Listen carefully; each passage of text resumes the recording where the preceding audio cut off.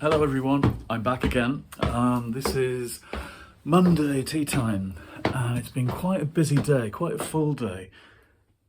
There's our hallway, I don't think you've seen it. I've been working all day and we got the groceries and it's just been one thing after the next. Really good though, I've had a brilliant list. That's what days are about for me. Lists like that, if you can see it. It's very satisfying, ticking everything off bit by bit. Hang on, I know what I'll do. The spooky hand. Socks, I didn't sit on you there. Socks is all curled up. There is, I'm not sure I'm happy with the, oh no, it's all right.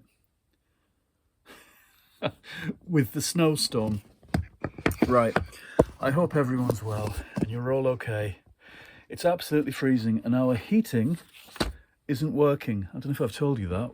We tried to put it on last week for the first time this season because it's gone really, really cold in Manchester and it's not working. It's really annoying. We've got the fella coming in later this week, I think Friday, but we've had some really chilly days.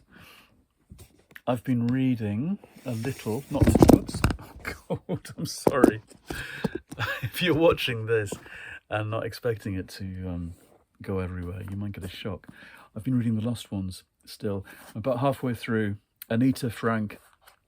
I'm liking it. It's slightly long-winded in the way that popular novels tend to be these days. They tend to be about 120,000 words, and I think most of them could do with being about 70,000 words. For some reason, they take a while to get into. I don't know why that is, why they make novels so long these days. I think I'd love to go back to the days of Beryl Bainbridge having 100-page novels. What I was going to tell you about getting books over the weekend, I went to the Works, which I love. I love the Works. They often have books that Waterstones don't, from genres that Waterstones and other mainstream bookstores don't favour. Things like sagas and thrillers and historical romance, things like that, and contemporary romance. This book is one that I've seen a few people talk about on YouTube, and it took a while to come over here. And I was waiting for it to come out in hardback or large format paperback, and then suddenly it's in the Works for £2. So I grabbed it when I saw this on Saturday, I think it was. It's The Wishing Game by Meg Schaffer. And because it's about a kid's author and nostalgia and a reclusive author and a touch of magic, it's a kind of must-buy. Just the little bit I heard about it, I forget who from, whose channel it was, or whose review made me want to read this. During her lonely childhood, Lucy Hart found solace in Jack Masterson's Clock Island books. Now a teacher's aide, she shares her love of reading with Christopher, a former student she'd give anything to adopt if only she could afford it. Just when Lucy's about to give up, the famously reclusive writer announces he's finally written a new book, and he's holding a contest at his home on the real Clock Island to win the only copy. Winning the most sought-after book in the world could change Lucy and Christopher's lives. But with wily opponents, the book's distractingly handsome illustrator and Jack Masterson himself to contend with, that won't be easy as she wishes. The blurb makes it sound a bit crap, actually. As I keep saying, the blurbs on some kind of recent books really aren't very good. Anyway, it has a touch of the Narnias, of the kind of reclusive authors, of kind of Salinger type. But also the idea that somebody's writing about a magical land where they live and you're invited to. There's very much kind of the idea, the shades of Willy Wonka about that and the golden ticket. So that's straight on my pile of things to get on with next, which has been whittled down to about 12.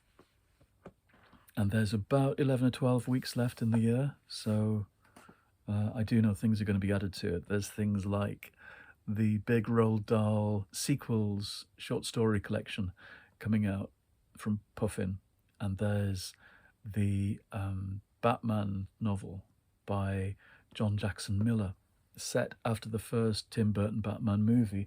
That comes out next week and it's on pre-order. There's various things I've pre-ordered and forgotten about that will be turning up as well. So, as I keep saying, my reading pile will be hijacked by some of these arrivals. Something that appeared in the post today is this, which I think is just magical. The Best of Dougal by Eric Thompson.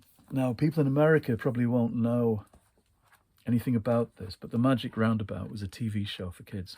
5-minute stop-motion cartoons in the 60s and 70s. The 70s ones in colour were the ones I remember. It was a French stop-motion, very surreal cartoon about children and beasts who live in a garden that's mostly white, with cut-out trees and this magic roundabout. There's a kind of slightly sarcastic dog, shaggy dog. There's a lugubrious and very sarcastic snail.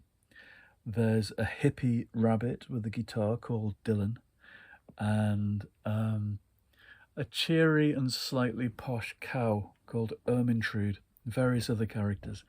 And it was one of my favourites, it still is. Eric Thompson wrote the British version, and he kind of wrote over the top of the French one, I think making up things at will. He turned it into something he wanted to watch, I think. And there were books, there were tie-in books that you can't get anymore. And he wrote them. Eric Thompson wrote the books, which were spun off from the series. These aren't adaptations, they are adventures that happen in addition to the show. Dougal's Adventures and Misadventures, Dougal's Scottish Holiday, and Dougal Around the World. They were out in 71, 72, and this is 73, pulling them all together. The illustrations are in black and white, so I suppose I'll have to look for the original coloured editions, which I suppose were larger, kind of annual size perhaps, I wonder. I don't think they would have been in black and white to start with. They were reprinted in the 1990s. I've got one here, look. I'm giving away the fact that I buy and re-buy books in different editions. This was the 1990s one, but they were kind of slightly dingy affairs compared. It was good that we had them, but it was part of this, look at that, it's got a Basquiat bookmark from whenever that film was, 96. It was good that we still had them, but they were reprinted as a kind of nostalgia thing for that generation, for my generation, that grew up with these series. There were reprints of other things, and things came out on video, on VHS, from the 70s. But it's lovely to go back to the originals and see them in this form. And this is particularly nice because inside it just says, in red biro, of course, Miss Ridgewell. Because it's a teacher's copy that she clearly read out to the kids at school. So this is going on my pile as well. I think some nostalgic reading is on the cards. That's really good for bedtime, actually. They're proper bedtime stories. Goes with this collection that I found in a charity shop in the Wirral on Merseyside last year. And it's a bind-up of 3 of the books based on the Wombles, another stop-motion animation 5-minute show on the BBC in the 70s. These are by Elizabeth Beresford, and she wrote the original books. This is after the success of the TV show, and they illustrated her original books in line with the TV show, and the drawings are just beautiful. The writing is gorgeous as well.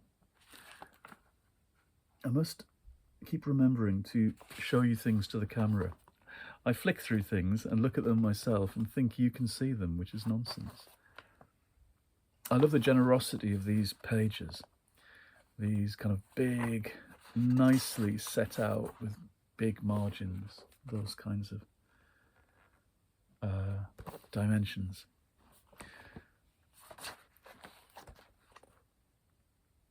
Yep, these are lovely.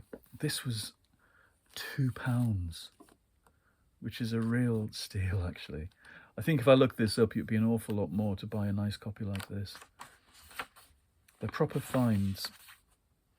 I think there's, 3 volumes. The Wombles at Work, 2 volumes, and the Wombles to the Rescue.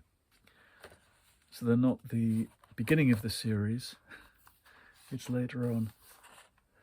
They're worth collecting up and finding the earlier editions, because the drawings in the originals are quite different. The Wombles aren't kind of friendly, tidy creatures like that. They're slightly feral looking. There's something between a rat and a bear in the original drawings, and they're slightly scratchy and dirty. Similar with Paddington.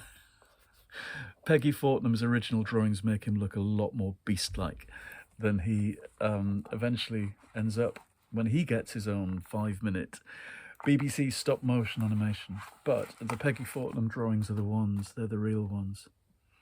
And these editions from Collins in hardback are something that these cost me a little more to collect up, but they're worth it. They're magic. I haven't got them all, but I've got a bunch of them. And these would be on the same pile of things to read on kind of late autumnal nights when you're feeling nostalgic. Actually, no, it was £4. It wasn't so bad. That's not going to break the bank, as my nana used to say. Look at that list on the back of all the books.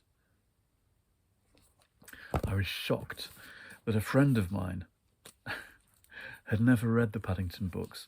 She's about my age, and she knew the films and she knew of the TV show, but she thought it belonged to a different time and that the books would just be of interest to kids, which staggered me, because I think there's such wisdom in the Paddington books especially. There's such wisdom in good kids' books anyway, I think, that we need to, as adults, remind ourselves of. There's values in children's books that adults drift away from, ethical values.